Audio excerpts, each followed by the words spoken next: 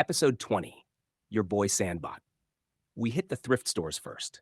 Most places you can just say you're from DeReg and ask if they have any throwaways to dig through. There are always items not good enough for resale. We scored a cigarette-burned blanket right away. There were a lot of men's shirts too. There always were. I tried to grab a few that weren't too dorky. He got a gray one with some championship trophy on it for something, and a few others with miscellaneous name brands, holes, or small stains.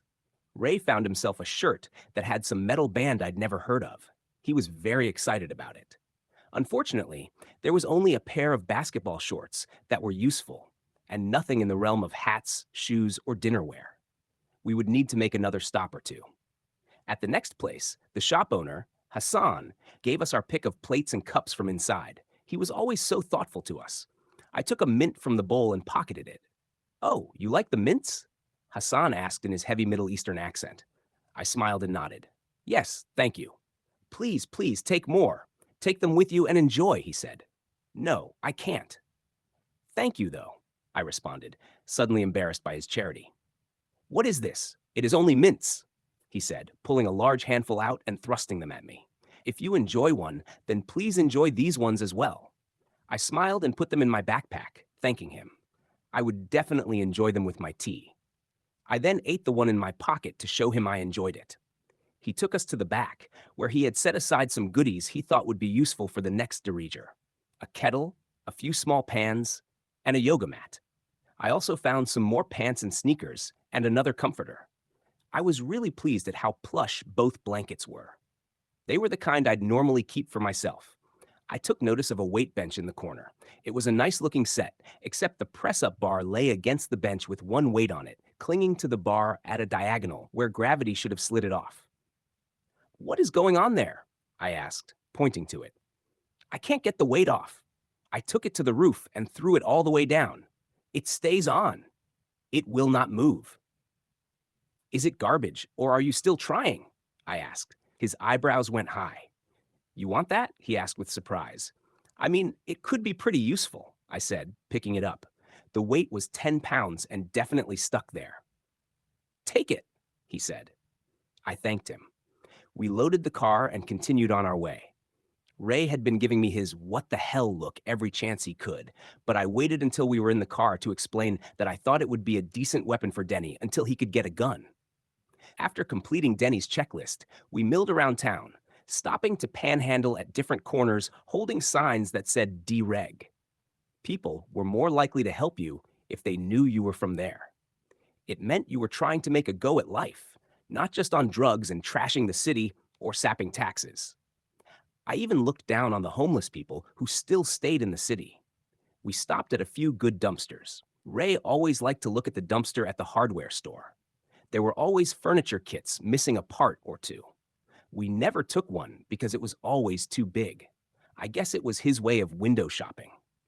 There was a desk kit he thought would be nice for a corner of his hut, and he lamented that we couldn't carry it in. We did find some dented cans of food and some sunglasses. Around noon, we got ourselves some cheeseburgers, and myself some coffee. My phone alerted me, and someone replied to our Craigslist post. "If you can make it to the Heights, we have blankets, food, and pillows you can have," I read aloud to Ray. "Food is great," he smiled, still chewing his dollar cheeseburger. We didn't rush and savored our burgers, then drove to the address. On the first pass, we drove by, surveilling the property. It was a nicely kept brick home, one story, with manicured bushes and zero scaping. Probably a harmless older couple. I turned around and pulled into the driveway. "What do you think?" Ray asked. "I don't think it has a sex dungeon," I replied with a laugh. We got out and went up to the door. I knocked. A teenage boy dressed in obnoxious teenage clothes answered and told us to go to the garage door and he'd open it. We waited, and soon the crack, then roll, of the door started. Ray and I stood trying to look as civil as possible. He clasped his hands in front of him in an unnatural way, almost standing on his toes. The door lifted, and there was a table and some goods laid out, bags and several blankets and pillows. It took me a second for my eyes to adjust, to see two more teenagers holding up camera phones, pointed at me. The one who answered the door approached as the other two swarmed in. Hey guys, it's your boy SandBot coming at you with some of those good feels. The kid said loudly to the cameras, placing weird inflections where they didn't belong. I lost it. Utterly and completely. I lost it. I pulled my hands over my ears, pulled my shirt over my head, and screamed, "Fuck you, you bastards!" I yelled. "I'm not your entertainment, you sick fucking bastards! I am a human fucking being. You TV ratings fuck wars." I stormed to the car, shirt still over my head, then got in, burying my face down into my knees. Ray stayed behind. I heard the kid shout, "I can't use any of that. It'll get me demonetized." I couldn't hear Ray, but I knew he was de-escalating and trying to manage the situation. I focused on my breathing. They can't use any of it. They saw you. No, they can't use any of it. Breathe. Die. Breathe. They're watching. Breathe. They can't use it. I did good. They saw you. They said they can't use it. They can't use it. They can't use it. After a few minutes, I heard, "Hey guys, it's your boy SandBot coming at you with some of those good feels." They can see you. I tucked myself into a tighter ball and slid my body under the steering column. You're so stupid. They saw you. They can't use it. I'm in control. Episode 21. The Poptarts are mine. After hearing a few wows and thank you mans, they all came to the car. I heard an arm reach in and pull the key. I kept my head tucked between my knees. They opened the trunk, footsteps toward the window. "The camera's away. I'm really sorry," said one of the kids. He continued nervously, "We just like to do this feel-good piece once a month and give to people in need." "Come closer." I growled into my knees. He leaned in. "Did it make you feel good sending your rapist on me this morning?" I peeked one eye at him from under the brim of my hat, head still buried in my arms as I was curled under the steering wheel, speaking low enough that no device he could be wearing could hear. "Your man is dead. I beat him beyond recognition and left him to bleed out in the street," I growled through my teeth. He looked at me in horror. "Fuck you, monsters.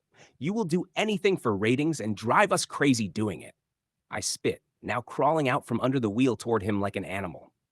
"If you people just left me alone to do your show about something else, I wouldn't need to live in a fucking dirt house begging for donations." My voice raised. Ray looked up from the trunk where they were loading items. Hey, man, what did I tell you?" Ray said as he corralled the kid away from me, both arms out. "You are a tremendous help.